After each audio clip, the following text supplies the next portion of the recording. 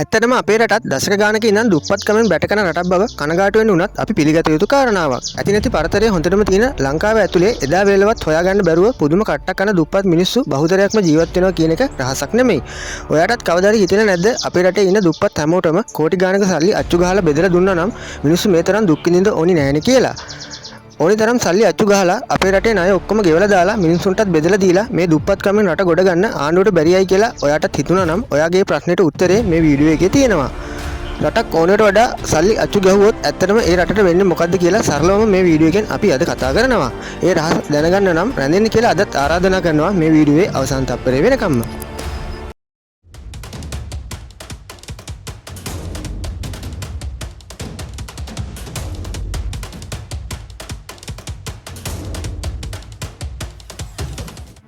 හිතන්න හෙට උදේ ඔයා ඇහෙනකොට ඔයාගේ බැංකු ගිණුමට රුපියල් කෝටි 100ක මුදලක් ලැබිලා තියෙනවා කියලා.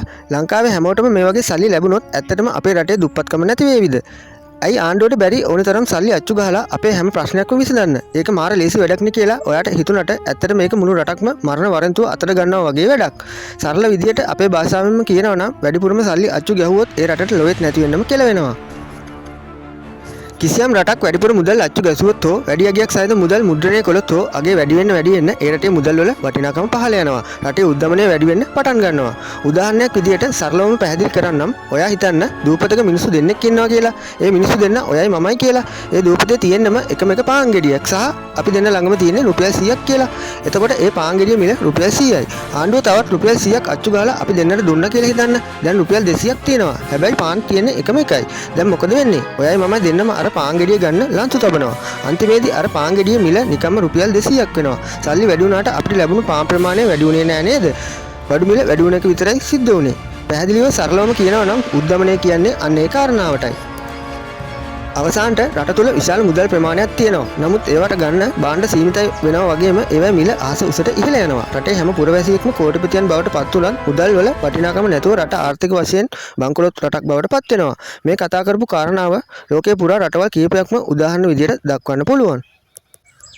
සල්ලි අච්චු ගැසීම තවදුරටත් පැහැදිලි කරනවා නම් මේක හරියට වතුර දාලා කිරි වීදුරුවක් තනුක කරනවා වගේ වැඩක් වෙනවා. කිරි වීදුරුවට වතුර වක් කරන්න කිරිවල ප්‍රමාණය වැඩි වෙනවා වගේ පෙනුනට ඒකේ තියෙන වටිනාකම අඩු වෙනවා. සල්ලිත් ඒ වගේම තමයි. සල්ලි වැඩිපුර අච්චු ගහන්න සල්ලි වල වටිනාකම අඩු වෙනවා.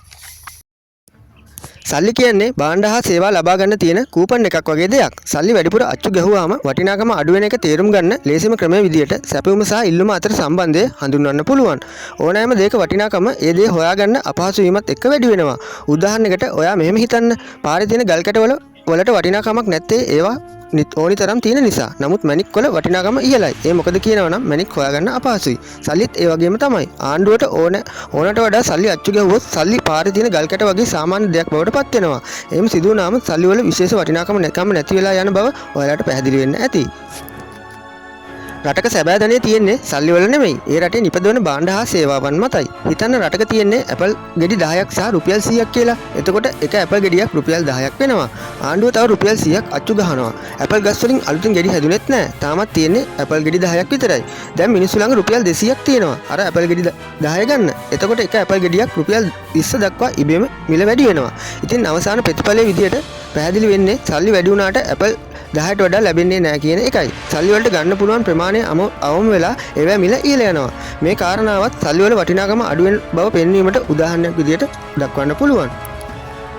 සල්ලි අච්චු ගහලා මිනිස්සු අතර දුන්නාම මිනිස්සු වැඩිපුර බඩු ගන්න උත්සාහ කරනවා. හැබැයි වෙළඳ පොලේ ඒ තරම් බඩු නිෂ්පාදනය වෙන්නේ නැති වුණාම වෙළෙන්දන් බඩු මිල වැඩි කරනවා. එතකොටත් සල්ලි වල වටිනාකම නිකම්ම දිය වෙලා යනවා. ආර්ථික විද්‍යාවේ තියෙන ප්‍රධානතම සිද්ධාන්තයක් විදියට මේ කාරණාව හඳුන්වන්න පුළුවන්. සල්ලි ඕනට වඩා අච්චු ගැසුවොත් සල්ලි වලට තියෙන මිලදී ගැනීමේ හැකියාව අඩු වෙනවා. සරලවම කියනවා නම් උද්දමනයේ විදියට හඳුන්වන්නේ ඒ කාරණාවයි. කලින් රුපියල් 10ට ගත්ත භාණ්ඩය ගන්න රුපියල් 100ක් විතර දෙන්න සිදු වෙනවා. එහෙම වුණාම ඔයා මහන්සියෙන් එකතු කරපු සල්ලි වල වටිනාකමක් නැතුව යනවා. සල්ලි ඕනටත් වඩා වැඩිපුර මුද්‍රණය කළා විනාශයට ගිය රටවල් වලට උදාහරණ විදියට ජර්මනිය, සිම්බාබ්වේ රාජ්‍ය වගේම හංගේරියාවත් හඳුන්වන්න පුළුවන්. මේ රටවල් මේ වැරද්ද කරලා අවසානයේ හිඟන්නන් බවට පත්වුණු බවට උදාහරණ වලින්ම දක්වන්න පුළුවන්.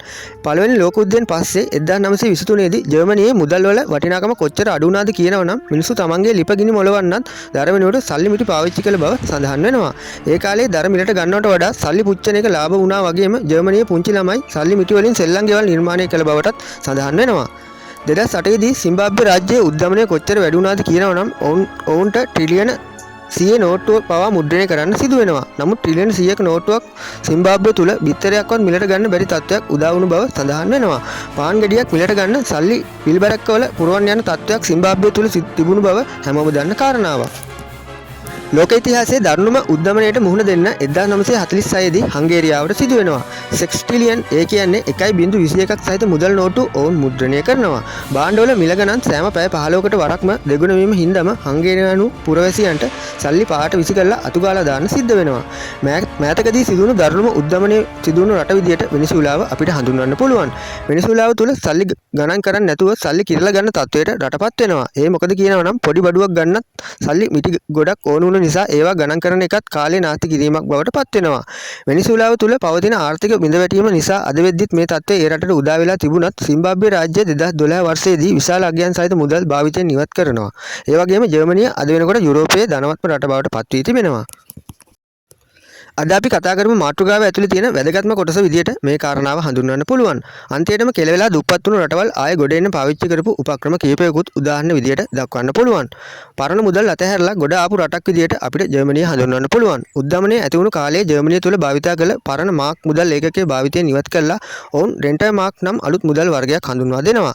අද වෙනකොට ජර්මනිය සතුව දැවන්ත ආර්ථිකයක් පවතිනවා වගේම මුළු යුරෝපයේම යුරෝ භාවිතා කරන රටවල් පරදලා යුරෝපයේ ධනවත්ම රට වෙන්න ඔවුන්ට හැකියලා තියෙනවා.